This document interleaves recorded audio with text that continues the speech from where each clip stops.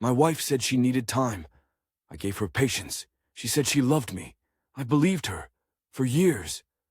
But one photo, one message, changed everything. And now, she's about to lose it all. My name is Rick Danvers. I'm 52, born and raised in Akron, Ohio. Spent 29 years as a certified HVAC tech. Not glamorous, but I paid off my house, put my stepdaughter through community college, and never missed a mortgage payment. I wasn't flashy. I fixed what was broken and didn't make excuses. 3 years ago, I married Christine. She was 41 then, a pharmacy tech with a sharp mind and a sharper tongue. We met at a VFW fish fry, of all places. Both of us had been divorced once. We called this our quiet chapter. I believed her. For a while, she made me believe in peace. She'd hum while doing dishes, rub my shoulders on rough days, leave notes in my lunchbox. We got married in a small backyard ceremony. No photographer, no fuss. Just us, my buddy Doug from the shop, and her daughter Lacey, who walked her down the makeshift aisle. The cracks didn't start loud. Just quiet hairline fractures. Fewer sticky notes in the lunchbox. More overtime shifts at the pharmacy that didn't add up with her paycheck. New clothes I hadn't seen before. A phone she started keeping face down. But I wasn't the jealous type. I'd been around long enough to know that suspicion without proof only makes you look desperate. So I didn't ask. I watched. In February, something shifted. Christine started talking about self-care weekends. Once a month, she'd drive 2 hours south to Columbus, check into a spa hotel, and turn her phone off for mental resets. I supported it. I handed her gas money, even packed her snacks. What I didn't know, what I should have seen, is that self-care was just another word for someone else's arms. The truth came in an Amazon return label. One Saturday morning, I was looking for packing tape in her car when I found a box addressed to a name I didn't recognize, Trent Mallory. The return address was the hotel she stayed in. Inside was a pair of men's cufflinks and a receipt for a couple's massage. I stood in that garage for a long time, staring at the handwriting on the return label. It was hers. I knew every loop and hook of her pin. I didn't confront her that night, or the night after. Instead, I called in sick for the first time in 5 years and drove to Columbus the next weekend. I checked into the same hotel, under a different name. Asked the clerk if Trent Mallory had a reservation. He did. Same as Christine's. Same room. It was like someone slowly tightening a vice around my ribs. I left before they checked in. I wasn't there to yell or fight. I was there to see the shape of the betrayal. Back home, I didn't scream. I didn't cry. I cooked dinner, listened to her stories, slept beside her. But something had shifted. I stopped being her husband that day. I became the quiet storm that would unravel everything she thought she was getting away with. She gave me lies. I was going to give her the one thing she never saw coming. A man who knew exactly what he was worth, and what he was willing to burn down to remind her of it. There's something ancient about betrayal. It hits you not just in your chest, but behind the eyes, beneath the ribs, in places you didn't know had nerves. I felt it all, cold and clean, like someone had opened a hatch inside me and turned off the heat. The next morning, I went to work like nothing had happened. Fixed a commercial unit outside a dentist's office, ate a soggy tuna sandwich in the cab of my van, nodded through small talk. That's the thing about working with your hands, you can run machines while your brain runs revenge. I didn't want to ruin her. Not yet. I wanted to unmake the world she'd built, carefully, piece by piece, like reverse engineering a clock. Christine thought I was simple. She saw the work boots, the calloused fingers, the packed lunch, and assumed I was a man without imagination. She was wrong. First, I started building the narrative. Not for her, for everyone around her. I called Lacey, her daughter. We hadn't spoken in a few months, but I told her I wanted to set up a surprise for Christine's birthday, something big. You've been like a second daughter to me, I said, and I want her to know how much she means to me. That lit her up. She started texting me photos, old memories, plans for a gathering in July. I encouraged it, played the role of the doting husband to perfection. Next, I took out a safety deposit box downtown, rented under my full name, funded with a portion of savings I'd quietly moved from our joint account into my private one. Christine had never asked about the accounts, just signed where I told her to. I'd always managed our bills, paid everything on time. She didn't question it. That was her mistake. Into the box went everything I'd gathered, hotel receipts, the cufflinks, screenshots of texts between her and Trent that I'd pulled off her old iPad she forgot I still had the password to. The messages were short, blunt. Intimate in that cold, transactional way that stings worse than passion. Same sweet. Don't forget the wine this time. He thinks I'm getting massages again. LOL. I didn't react. I archived. 3 weeks passed. She went on another self-care trip. I helped her pack. Drove her to the bus depot. Kissed her forehead. That night, I filed a change of address form for myself, rerouting any bank-related mail to a P.O. box I opened across town. I installed a ring she didn't notice on the garage door, and one more under the eave outside the master bedroom window. I wasn't collecting evidence for a courtroom. I was collecting it for the mirror, so that when it came time to light the fuse, I could be sure. Christine returned from Columbus tanned, relaxed, humming again. She didn't notice I'd stopped responding to her texts during the day, that I stopped meeting her eyes when she talked, that I never asked how the spot was. She thought I was tired. She had no idea I was sharpening. In April, I went to that restaurant she loved, Delano's, the one with the stupid $42 scallops she always talked about, the one Trent co-owned. He was younger than me, probably 40, with a perfect part in his hair and button-downs that looked painted on. I made a reservation under a different name and sat at the bar. And I watched. Trent wasn't some master seducer. He was a salesman. You can see it in the way he grinned through his teeth, touched elbows to guide women through the door, laughed just a second too hard. He moved like a man who thought every mirror loved him. I left before he saw me, walked 5 blocks in silence, then sat on a bench under a busted street lamp and stared at the skyline. I built that skyline. I'd installed cooling systems in those buildings, climbed ladders in winter winds while Christine slept off wine. I thought about all the nights I'd gone without so she could have more. About the cruise I turned down when my mom died and she said we should grieve on a beach. I thought about love and how sometimes it's just a con you run on yourself.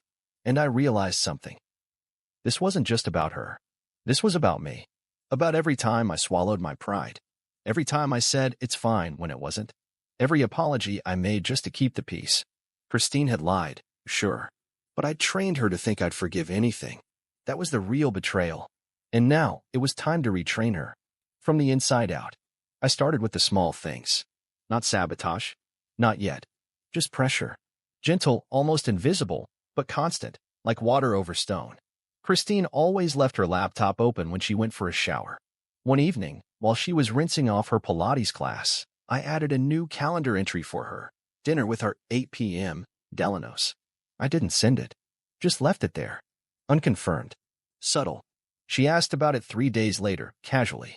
You didn't make a reservation at Delano's, did you? I blinked. No. Why? She shrugged. Must have been a glitch. No follow-up. That's how sure she was that I was clueless. That I was still the man who'd fix the garage, pay the bills, nod along while she talked about aromatherapy and co-workers I'd never met. Then came the wine. Christine loved her late-night Chardonnay. Every Thursday. Same bottle. Same chair. Scrolling Pinterest like it was scripture. I started replacing the wine with an identical brand, but a cheaper blend. Slightly off. A little sour on the finish. She noticed by week 2. She even mentioned it. But not to me, she posted it in a Facebook group. Anyone notice the newer bottles taste different? Not sure if it's the wine or just me. It wasn't just her. I wanted her unsure. Disoriented. Little shifts that she couldn't name. She thought it was aging. Or hormones. Or the stress of hiding 2 lives. She didn't know I was watching it unravel, fiber by fiber. I still kissed her goodbye every morning. Still brought her coffee in bed on Sundays. Still texted her, thinking of you, once a week. Like always. Routine is a hell of a drug. It makes people lazy. Predictable. In May, I contacted a friend, Doug Hardy. HVAC guy I worked with for 2 summers back in Cincinnati. He owed me a favor. Big one. I saved his kid's scholarship by fixing a tax lien issue he didn't even know he had. Doug now owned a small PI firm. Mostly tracked down deadbeat dads and workers' comp scams.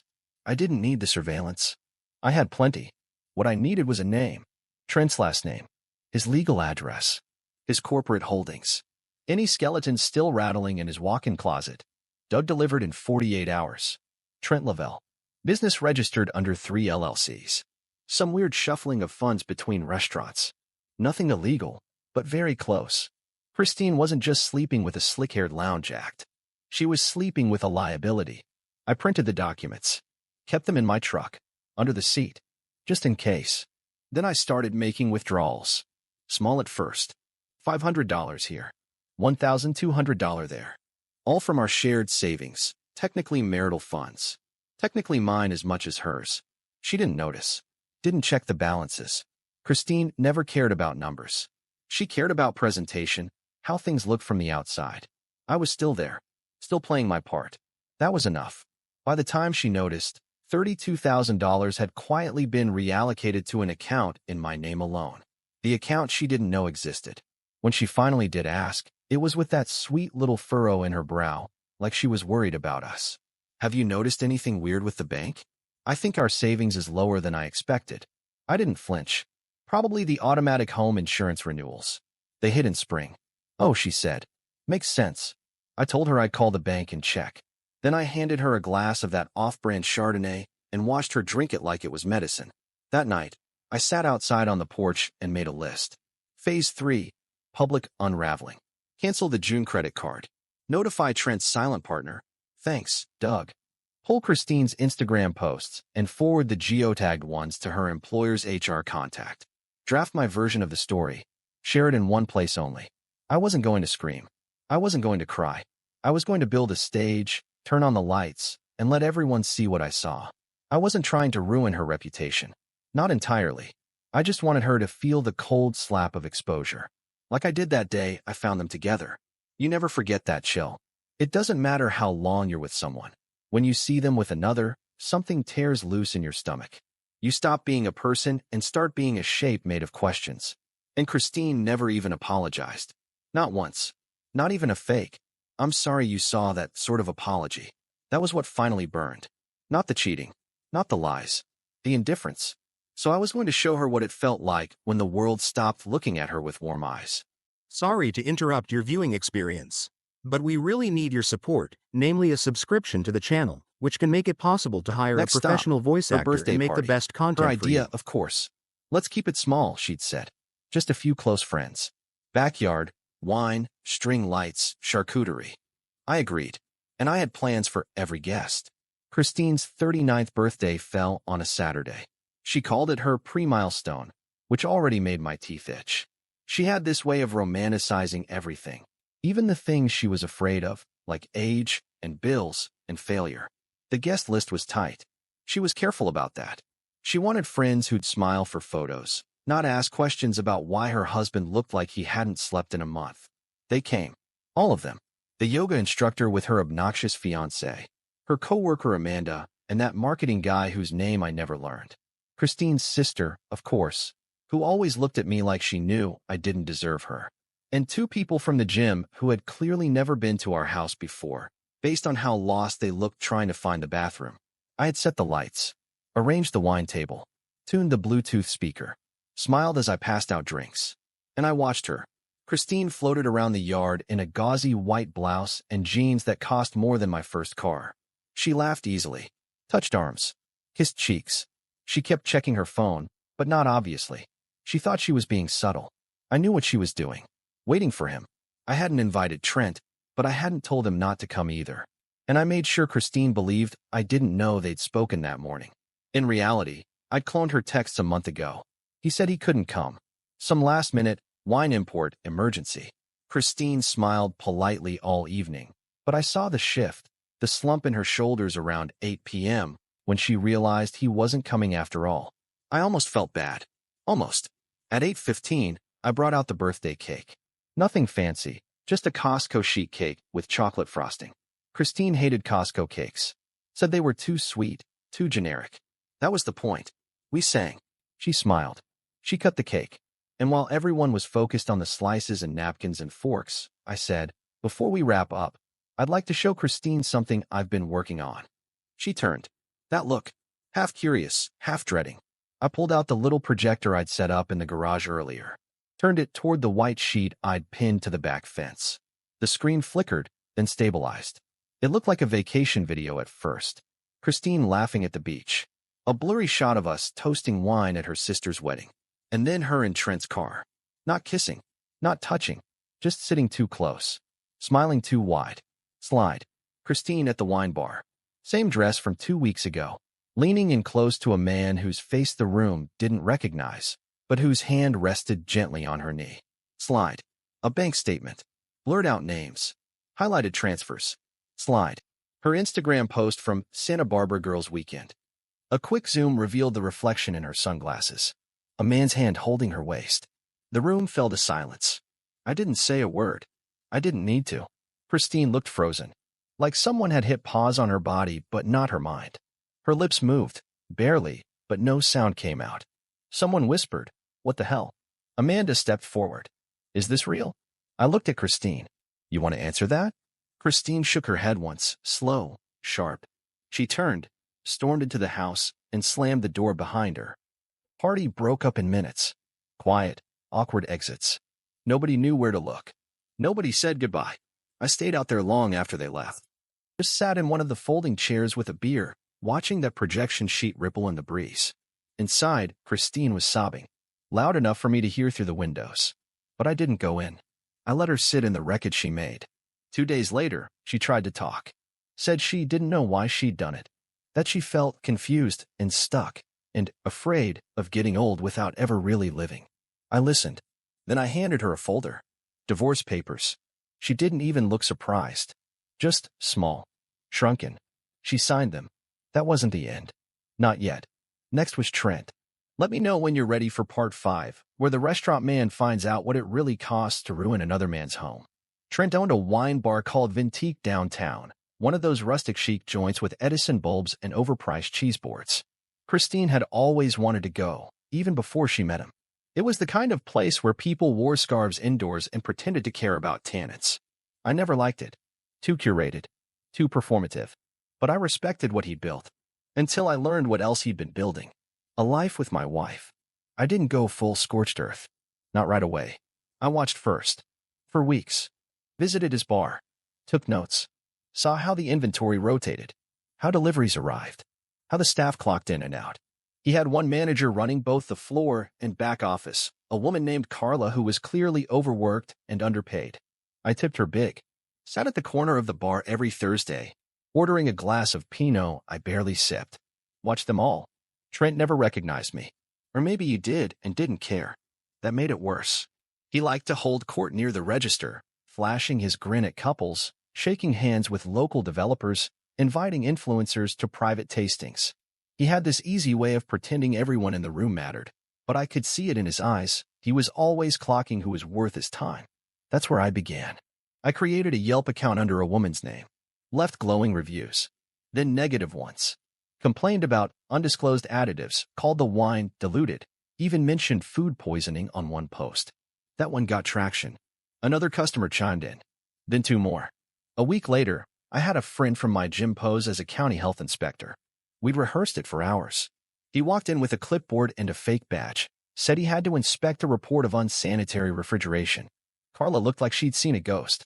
Trent came out from the back and tried to smooth things over, but the inspector took notes, asked to see licenses, and mentioned something about irregular bookkeeping.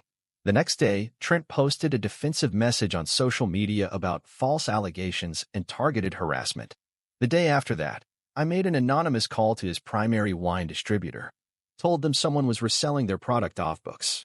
Not impossible. Not uncommon. They froze his next order. Then came the fire inspection. Not a real one.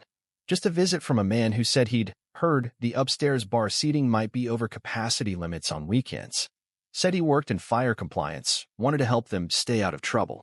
I watched it all unfold from across the street in my truck. Saw the tension build. The staff stress.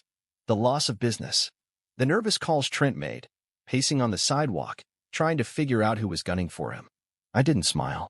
I didn't celebrate. Just took notes. And waited. Christine moved out of the house 2 months after the party. Left a handwritten note. Said she didn't want things to stay angry. That she hoped we could find peace eventually. I left the note in the fireplace. Didn't light it. Didn't read it again. I had other things to do. One of Trent's investors was a man named Rob Klein. Mid-50s, owned a string of boutique gyms. Clean cut. Obsessed with branding. I followed Rob for a while. Figured out his rhythm. He was careful, but careless in the right ways. He parked in the same spot every morning. Left his gym bag in plain sight. I broke in without damaging anything, took photos of a ledger he left unzipped. It listed cash buys, discount codes, and side deals, none of which matched the Vintique books I'd seen Carla show Trent. Rob was skimming off the top. I packaged the findings and emailed them anonymously to Trent's backup investor, a guy named Caldwell who'd always wanted a bigger stake. Within a week, Rob pulled out. Trent lost 40% of his float capital. I heard from Carla through a mutual acquaintance. She'd quit. Said the place was on fire. That Trent had gone full tyrant mode. That he was drinking his own stock. That health inspectors had actually shown up for real this time. I decided it was time for one last push. I booked a private tasting. Used a fake name. Showed up in a sports coat and glasses. Told the hostess I was looking to invest in a local wine bar and wanted to feel out the vibe. Trent personally came to the table. He didn't recognize me at first. Just smiled. Gave me the pitch. Talked about his brand, his vision, his future expansion goals. I let him go for 10 minutes. Then I took off the glasses. He stopped mid-sentence. Recognize me now? I asked. His mouth opened, but nothing came out. You know, I said calmly, I was gonna just walk away. Let you fade. But then I realized, guys like you never fade. You float. Off other people's backs. He stood there, frozen. So I stood too. No speeches, I said. Just know this. Every deal you lose from here on out, every silent phone call, every new permit that gets delayed, that's me. That's your cost. Not money. Not reputation. Just the silence of being watched and not knowing when it ends. I walked out. He didn't follow. Let me know when you're ready for the final part, part 6, where revenge meets its quiet ending.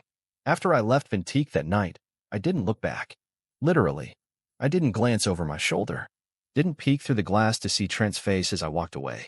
I knew the image would stay with him longer than it ever would with me. And that's all I wanted. I went home and sat in the driveway for a long time.